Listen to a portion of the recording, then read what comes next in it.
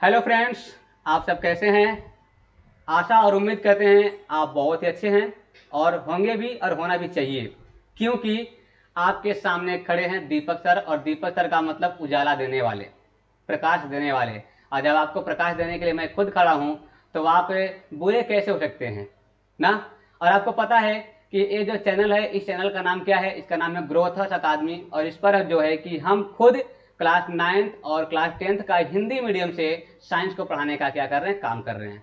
और आपको पता है कि कल मैंने इसी चैनल पर हमारे आसपास के पदार्थ न, जो कि रसायन विज्ञान का एक पार्ट है, जो कि क्लास 9 का पहला चैप्टर है, इसके बारे में मैंने आपको कल कुछ समझाया था, कुछ बताया था। उसके बाद जो है कि हम अब बताने वाले हैं कि आगे हमें क्या पढ़ना है। और आपको पता होगा इस चैनल पर बहुत ही अच्छे अच्छे टीचर, बहुत ही होनहार टीचर यहाँ पे जो है कि आपको पढ़ाने का काम करते हैं। जैसे कि आपके मैथ को पढ़ाने के लिए जो है एसबी सर काम कर रहे हैं और बेहतरीन पढ़ा रहे हैं। इसके बाद आपके जो हिंदी पढ़ाने वाले हैं उनका मैम का नाम है प्रियंका मैम, वो भी बहुत अच्छे से पढ़ा रहे हैं और उम्मीद है कि आप चीज़ों को बहुत बेहतरीन समझ रहे होंगे। और इसके बाद साइंस पढ़ाने के लिए तो भाई मैं खुद सामने खड़ा हूँ। इंग्लिश पढ़ाने के लिए एक बहुत ही अच्छे टीचर को मैंने यहाँ पे प्रोवाइड किया है, जिनका नाम अमित सर है और बहुत अच्छा पढ़ा रहे हैं। कल उन्होंने इंट्रोडक्शन दिया था इंग्लिश के बारे में, जैसे कि नाउन प्रोनाउन ये क्या होता है, पार्ट ऑफ स्पीच के बारे में इंट्रोडक्शन दिया था। उसके बाद उनका आज क्लास था, लेकिन आज अभी वो आए नहीं हैं, हो सकता है कुछ प्रॉब्लम हो इसलिए नहीं आए। उनके जगह पे जो है क्लास हम खुद ले रहे हैं, कोई दिक्कत की बात नहीं है। और चलिए हम लोग चलते हैं अपने क्लास की ओर। जहां तक हमने कल किया था उसके बाद हम लोग आज करने वाले हैं और देखते हैं कि आज हम लोग क्या पढ़ने वाले थे। आपको पता होगा कि हम लोग लगभग पढ़ने वाले थे ठोस अवस्था के बारे में। किसके बारे में पढ़ने वाले थे?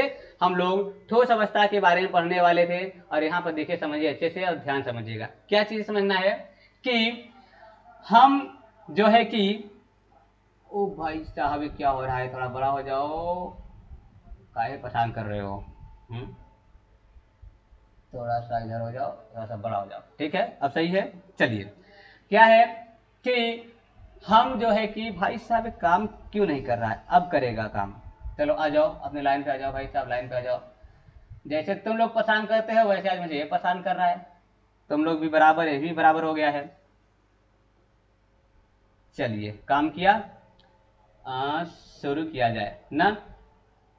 तो आपको आज पढ़ना क्या है? आपको पढ़ना है कि हमारा जो शरीर है, हमारा जो बॉडी है, वो भी क्या होता है कि पदार्थ की तीन अवस्थाओं से मिलकर के बने होते हैं, तीन अवस्थाओं में बटे हुए हैं। हमारा जो बॉडी है, जो शरीर है, ये पदार्थ के कितने अवस्थाओं से बने हुए हैं? तो तीन अवस्थाओं से बने हुए हैं, ठोस, द्रव, गैस। ठोस, द्रव, गैस, इन तीन अवस्थाओं से मिलकर के क्या हुए हैं, बने हुए हैं। पहली बात की जो हड्डी है, जो हमारी हड्डियां हैं, दांत की हड्डी या फिर हड्डी, ये सब किससे बने हुए हैं? ठोस अवस्था से हैं। हमारे अंदर ब्लड और पानी, ये दोनों क्या है? द्रव अवस्था में है। और फेफड़ा में एकत्रित जो हवा, वो क्या है?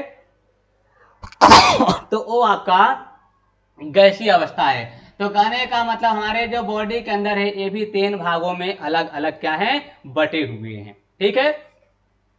इसके बाद हम लोग बात करते हैं कि ठोस अवस्था के बारे में कुछ जानकारी प्राप्त कर लेते हैं, जो कि जानना बहुत ही क्या है, बेहद जरूरी है। क्लास 9th वाले, 10th वाले, या फिर जो तैयारी कर रहे हैं उनके लिए भी, सबके लिए बहुत इंपॉर्टेंट है। लेकिन जब चीजों को ध्यान से समझने की कोशिश करेंगे, ध्यान से पढ़ने की कोशिश करेंगे, तब की बात है। ठीक है। चलिए, पहली बात कि एक निश्चित आकार होता है, किसका? तो ठोस अवस्था का एक निश्चित आकार होता है।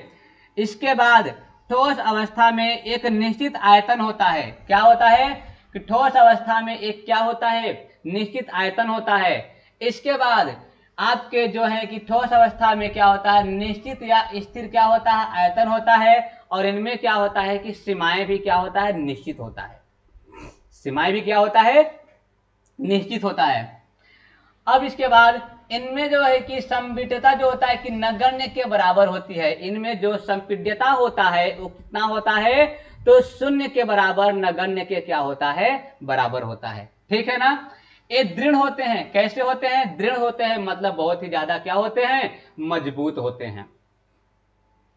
इसके कुछ अपवाद पहला क्या है कि बल लगाने से रबड़ बैंड का आकार बदल जाता है, लेकिन बल हटा लेने से यह पुनः अपने मूल आकार में आ जाता है। अगर अत्यधिक बल लगाया जाए तो रबड़ बैंड टूट जाता है।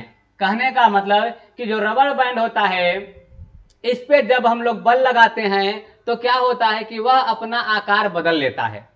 क्या करता है? अपना आकार बदल लेता है, लेकिन जब हम बल को हटाते हैं तो उसका जो आकार होता है पुनः अपने आकार में आ जाता है। लेकिन जब इस पर हम अधिक बल लगाते हैं तो क्या होता है? रबड़ बैंड क्या होता है? टूट जाता है। ठीक है। इसके बाद ये अपवाद है सब। इसके बाद अपवाद नंबर 2, ठोस पदार्थ में कणों की गतिज ऊर्जा न्यूनतम होती है, इसलिए ठोस पदार्थ का एक निश्चित और दृढ़ आकार होता है। ये भी क्या है कि अपवाद है कि जो ठोस होता है, जो ठोस पदार्थ होता है उनमें जो है कणों की जो गतिज ऊर्जा होता है बहुत कम होता है, इसलिए क्या होता है, इसलिए ये क्या होते हैं कि निश्चित और दृढ़ होता है और इनका आकार भी क्या होता है? एक निश्चित होता है। ये भी क्या है? अपवाद है। इसके बाद शर्करा और नमक जिस बर्तन में रख जाते हैं उसी बर्तन का आकार ले लेते हैं, लेकिन ये ठोस पदार्थ हैं क्योंकि क्रिस्टलों का आकार वही रहता है। कहने का मतलब अगर नमक को अगर हम थाली में रखेंगे तो थाली का आकार लेगा, अगर हम ग्लास में रखेंगे तो ग्लास का आकार लेगा, लेकिन भाई साहब ये आपका द्रव नहीं है, ये आपका तरल नहीं है, ये आपका पानी नहीं है, ये आपका ठोस है, क्योंकि इनके जो क्रिस्टलों का आकार होता है वो क्या होता है? निश्चित होता है। इसलिए ये क्या है? आपके ठोस हैं, लेकिन आकार इनके बदल जा रहे हैं, लेकिन ये क्या है? अपवाद है। ठीक। आगे, हाथ से दबाकर स्पंज को काफी हद तक संपीड्य कर सकते हैं, लेकिन फिर भी यह ठोस है। कारण यह है कि स्पंज के छिद्रों में हवा भरी होती है, दबाने से हवा बाहर निकल जाती है। कहने का मतलब यह है कि स्पंज जानते हो जिसको हम लोग क्या बोलते हैं? जिसको हम लोग कह सकते हैं छेना, छेना बोलते हैं, या फिर जो आप कहते हैं व्हाइट वाला रसगुल्ला। रसगुल्ला खाने का मजा बहुत आता है ना, व्हाइट वाला रसगुल्ला। तो ये जो आपका स्पंज होता है इसे बहुत काफी देर तक दबाने से क्या होता है कि इसका आकार बदल जाता है और छोड़ने के बाद पुनः यह अपने आकार में आ जाता है। और यह क्यों ऐसा क्यों होता है? क्योंकि इनमें छिद्रिकाएं पाई जाती हैं और इनकी छिद्रिकाओं में क्या होता है? तो हवा भरी होती है, इसलिए ये ऐसा करता है। ठीक है। इसके बाद हम आते हैं द्रव अवस्था पे आते हैं। किस पर आते हैं? द्रव अवस्था पे। द्रव अवस्था की बात किया जाए, द्रव तरल होते हैं, उनमें बहाव होता है। द्रव क्या होते हैं? तरल होते हैं और उनमें क्या होता है? उनमें आपके बहाव होता है। ठीक है ना? क्या होता है? उनमें बहाव होता है। दूसरी बात, द्रव का कोई स्थिर आकार नहीं होता है, वे बर्तन का आकार ले लेते हैं, मतलब इनका कोई निश्चित आकार नहीं होता है। इसको हम जिस बर्तन में डालेंगे वो उस बर्तन का हो जाता है। कहने का मतलब छोटे बच्चे, उनके जो माइंड का जो सोचने का क्षमता होता है, छोटे बच्चे का माइंड एक प्रकार से द्रव का जैसा होता है, क्योंकि उनको जैसा सोच दोगे वो ऐसे सोच में ढलने लग जाते हैं। तो द्रव अवस्था में क्या है कि द्रव अवस्था जो है कि तरल प्रकार का होता है, यह तरल होता है। इसमें क्या होता है कि बहाव होता है। इसमें क्या होता है? इसमें आपका बहाव होता है। ठीक है ना? और इसकी कोई भी आकार क्या होता है? निश्चित नहीं होता है।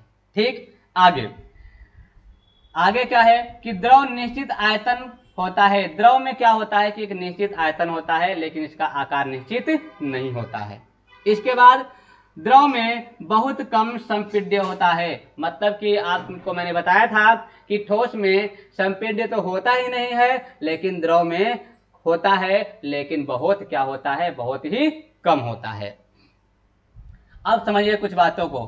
द्रव के कणों का आकर्षण बल उसका आयतन निश्चित रखता है। द्रव के अंदर जो आकर्षण बल होता है उनके कणों के बीच में, उनमें क्या रहता है? उनके आयतन को क्या रखता है? बरकरार रखता है। सदैव क्या रखता है? बरकरार, हमेशा सही रखता है, निश्चित रखता है।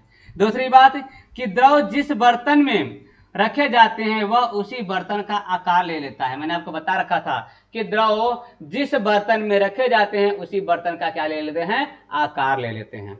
इसके बाद गैस जैसे ऑक्सीजन और कार्बन डाइऑक्साइड पानी में क्या होते हैं कि विसरण करती है। मतलब ऑक्सीजन और कार्बन डाइऑक्साइड गैस जो होते हैं कि कहां पर, पानी में क्या करते हैं, विसरण करती है। और यही जलीय पौधे व जीव पानी में क्या होते हैं कि पानी में घुली ऑक्सीजन के कारण पानी में सांस ले सकते हैं। मतलब कहने का मतलब ये है कि जो ऑक्सीजन होते हैं, जो आपके कार्बन डाइऑक्साइड होते हैं, ये आपके जल में क्या होते हैं, घुली होती है, जिसके कारण जो जलीय पौधे होते हैं वो इनसे क्या ले लेते हैं, ऑक्सीजन लेने का काम करते हैं। ठीक है, आगे क्या है कि द्रव अवस्था में विसरण अधिक होता है और ठोस अवस्था में बहुत कम होता है, क्योंकि कणों में गति द्रव में ज्यादा होती है और ठोस में कणों की गति में क्या होता है, कम होता है। कहने का मतलब कि ठोस द्रव गैस में अगर गति की बात करें तो सबसे ज्यादा किसके कणों में गति होगा, तो गैस के कणों में सबसे अधिक गति होगा, उसके बाद द्रव के कणों में, और सबसे कम किसमें होगा, तो ठोस के कणों में गति होता है। ठीक है, यहां तक उम्मीद करते हैं कि आपको चीज समझ में आया होगा। चलिए हम नेक्स्ट देखते हैं, अब किसके बारे में देखते हैं, कुछ अपवाद है क्या इसके अंदर। अगर अपवाद होगा तो अपवाद को भी देख लेंगे, लेकिन भाई साहब यहाँ पर आपके पास अपवाद नहीं दिए हुए हैं, कोई दिक्कत नहीं है। अगला क्या है, अगला आपके पास है गैसीय अवस्था। क्या है, गैसीय अवस्था। और गैसीय अवस्था में आपने क्या सीखा था कि गैस का ना तो आकार निश्चित होता है और ना ही आयतन निश्चित होता है। गैस में ना तो आकार निश्चित होता है और ना ही आयतन निश्चित होता है। ए मतलब कि इसका कोई आकार नहीं है, कोई फिक्स नहीं है कि कैसा रहेगा, और इसका कोई आयतन भी फिक्स नहीं है। ठीक है, अब ध्यान दीजिएगा कि गैसों में बहाव होता है, गैसों में भी बहाव बहुत तेजी से होता है, किसके अपेक्षा, ठोस और द्रव के अपेक्षा। ठीक है, दूसरी बात है कि गैस में संपीड़न अधिक होता है। गैस में क्या अधिक होता है, तो गैस में संपीड़न क्या होता है, बहुत ही अधिक होता है। आपके द्रव में कम होते हैं और ठोस में शून्य के लगभग बराबर होता है। ठीक है, आगे क्या है कि गैसों में कोई निश्चित सीमाएं नहीं होती है। गैसों में कोई निश्चित सीमाएं नहीं होती है। अब क्यों नहीं होती, क्योंकि इसका ना तो निश्चित क्या, ना तो निश्चित आकार है और ना ही निश्चित आयतन है, इसलिए इसमें कोई भी निश्चित सीमाएं नहीं होती। ठीक है, आगे समझते हैं कि गैस के बारे में। गैस में जो कण है इधर उधर घूमने के लिए पूरी तरह से क्या होते हैं, स्वतंत्र होते हैं। उनमें आकर्षण बल क्या होता है, बहुत ही कम होता है, इसलिए गैसों में बहाव बहुत ज्यादा होता है। गैस के जो कण होते हैं वो बहुत ही दूर दूर होते हैं, इसलिए वो इस ब्रह्मांड में कहीं भी घूम सकते हैं। ठीक है, क्योंकि इसमें क्या होता है कि इनके कणों में क्या होते हैं कि आकर्षण बल बहुत ही कम होता है, शून्य के लगभग बराबर होता है। ठीक, चलिए आगे क्या है कि गैस का कोई निश्चित आयतन नहीं होता। गैस का कोई भी निश्चित आयतन नहीं होता, इसलिए गैस जिस भी बर्तन में रखी जाती है वह उसी बर्तन का क्या लेता है, आयतन घेर लेती है।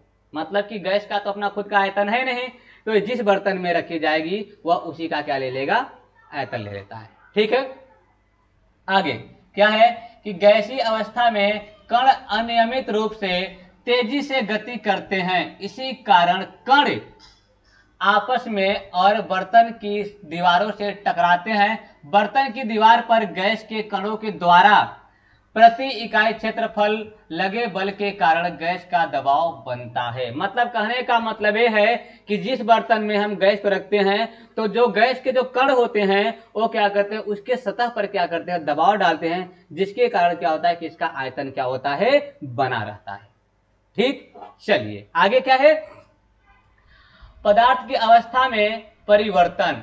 तो बात किया जाए, ठोस आपका बर्फ है, द्रव आपका पानी है, गैसीय आपका वाष्प है। कहने का मतलब पानी जो होता है ये तीनों अवस्थाओं को धारण कर सकता है। पानी क्या कर सकता है, तीनों अवस्थाओं को क्या कर सकता है, धारण कर सकता है। ठीक है, आप यहाँ देख रहे होंगे तापमान में परिवर्तन। लेकिन थोड़ा सा एक चीज हम ध्यान दीजिएगा कि गर्म करने पर बर्फ पानी में परिवर्तित हो जाती है और पानी को गर्म करने पर वाष्प में परिवर्तित हो जाती है, और जब वाष्प को हम ठंडा करते हैं तो पानी बन जाता है, पानी को ठंडा करते हैं तो बर्फ बन जाता है। पदार्थ की भौतिक अवस्थाओं को दो तरीके से परिवर्तित किया जा सकता है। पदार्थ के जो भौतिक अवस्था होती है इसको हम कितने तो दो प्रकार से क्या कर सकते हैं, इसे हम परिवर्तित कर सकते हैं। ठीक है, यहाँ देखिए तापमान में परिवर्तन के द्वारा भी हम उसको क्या कर सकते हैं, उसको हम बदल सकते हैं। तापमान में अगर परिवर्तन करेंगे तो क्या कर सकते हैं, बदल सकते हैं। ये देखिए लोहे का स्टैंड लगा हुआ है, ये आपका क्या है त्रिपाद स्टैंड है, ये आपका स्टैंड नीचे स्टैंड लगा हुआ है, ये आपका बर्नर है जो कि आपका यहाँ पे जल रहा है, ये आपका क्या है बर्नर है जो कि जल रहा है। ये आपका क्या है गोल पेंदी वाला फ्लास्क है, मतलब एक शीशे का बर्तन है, गोल पेंदी वाला है।